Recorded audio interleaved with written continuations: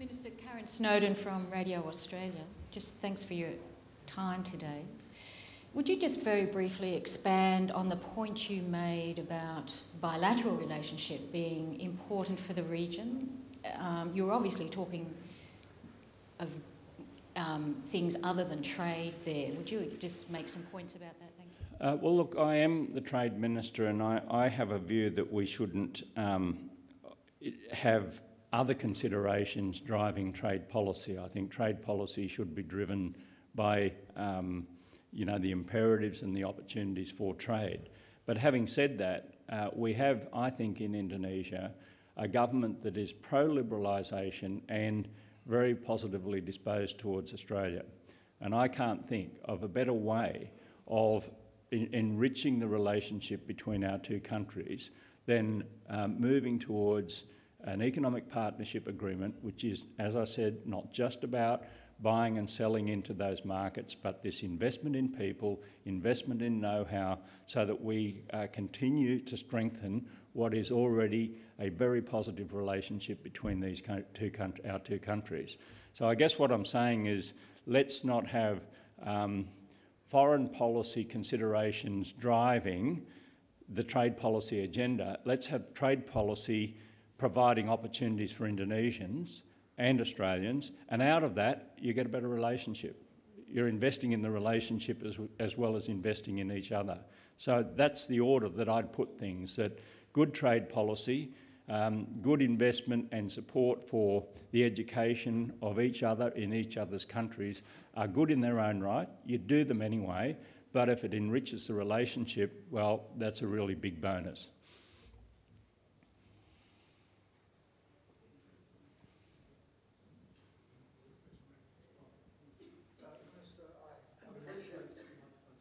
Microphone coming.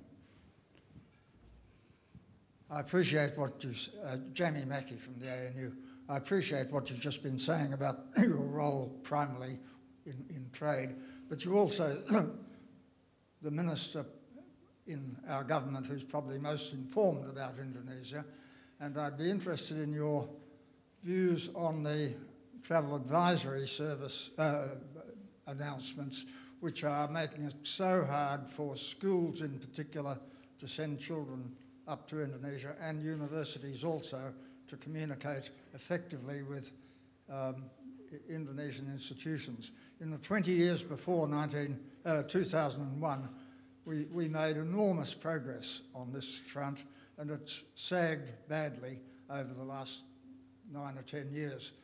Can you see any hope that this will be reviewed in the near future? Well, you will be shocked to learn that I'm not an expert on travel advisory warnings and alerts. I think it is reasonable to say, and you may, by the sound of it, disagree with this, that these travel advisories, whether it be with Indonesia or any other country, are designed basically to alert people to the possible hazards, whether you agree with those or not. I mean, we'd rather not have to issue any of them. We'd rather the world be a world of peace, but where there are difficulties or risks, I think it's incumbent on an Australian government just to at least alert people to that. Sounds to me that, though, that you either or at least have some misgivings about that, but I can't say to you that I'm an expert in that or very, very well versed in that area. I'm not, and because I'm not, I'd be making it up as I go along, and I won't make it up as I go along because I think that itself is a very risky activity.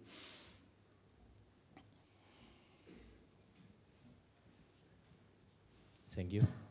My name is Mickey Ayuat from Chamber of Commerce, Jakarta, Indonesia, Honorable Minister.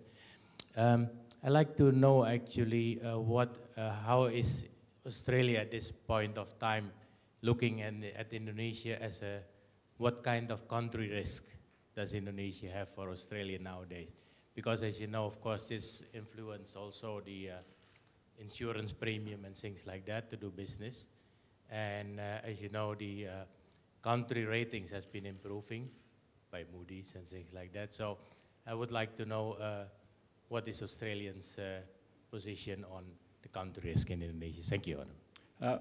I think it's fair to say that at no time has the relationship between our two countries been warmer and more positive. There may be periods when it has been as warm and as positive, but under the leadership of the Government of Indonesia and the leadership of the Government of Australia, I can't think of a time when we have been closer than we are now. And I think that's a great thing for two great democracies. And that's why when we came to the point of considering whether we could launch negotiations for an economic partnership agreement, I was very strongly pushing it, as was Prime Minister Gillard, as was your Trade Minister Mari Pangestu, and obviously as was your President. And that is an acknowledgement that we can get a lot out of this. As I said, beyond just the dollars and cents of trade, but investment and enriching the personal relationships between our two countries through increased support for education of Indonesians in Australia and Australians in Indonesia. So I think it's an exciting time, a time when the Indonesian economy is growing strongly, when there is so much potential in the relationship.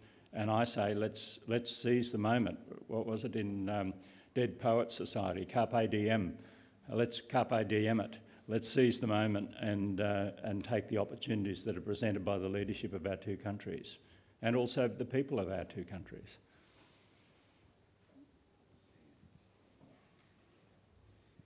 Johnny Darmono, President of AIBC. Minister, I really appreciate very much with your speech, which set the tone and the right atmosphere for us, the business people, to do business and can have a more fruitful discussion in the next few hours. I wonder if you would also like to accept our invitation for the next conference in Bali on the 17th to 19th of November. Thank you. 2 days after my birthday. I should have recovered by then.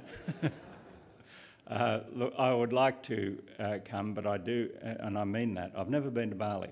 I've been to many parts of Indonesia, but never been to Bali. Amazing, really. Shows just what an odd fellow I am. But I can't say yes now because the main reason is that there's a real prospect, I think, if we can get the Doha negotiations across the line, if we can, then that might be a very intense time for trade negotiators or trade ministers in Geneva.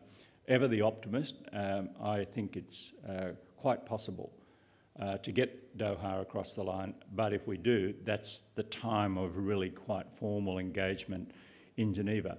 But if I do have the capacity to do it, I would come so that I become one of the last remaining Australians who's not been to Bali, and I will have gone to Bali.